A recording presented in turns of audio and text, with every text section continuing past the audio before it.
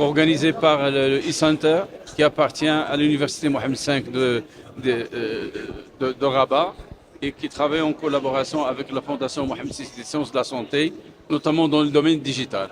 Donc cette troisième édition a deux particularités. La première, c'est s'inscrire dans la politique menée par aussi bien le ministère de la Transformation digitale, le ministère de l'Enseignement supérieur et le ministère de la Santé et de la Protection sociale pour améliorer le système de santé dans sa partie numérique.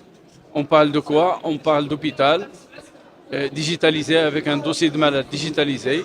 On parle de prescription médicale digitalisée dans un cabinet médical pour laquelle donc le malade dans un circuit de soins n'aura plus à faire déclarer, avoir une ordonnance, aller à la pharmacie, aller se faire rembourser. Tout ça, évidemment, si on fait un dossier unique, digitalisé, ça permettra au prescripteur qui est le médecin de transformer les informations en digitalisation et le malade ira chez son pharmacien, recevra son traitement directement, ira par la suite à la CNSS, se fera rembourser. Donc, système, il pose quel problème? Il pose le problème suivant.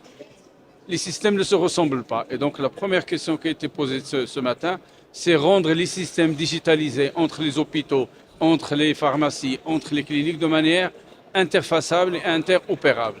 Et donc, aujourd'hui, nous recevons donc des compétences marocaines vivant à l'étranger qui vont résoudre ce problème d'interfaçage et d'interopérabilité. Le deuxième point qui est aussi important, et vous avez pu suivre cela évidemment il y a quelques mois, c'est la sécurité du système, c'est la cybersécurité. Et donc les données des patients aujourd'hui sont importantes, ils sont protégés par la Commission nationale de protection des données personnelles et donc cette protection doit assurer aux malades d'avoir ces données sécurisées et ne pas être partagées.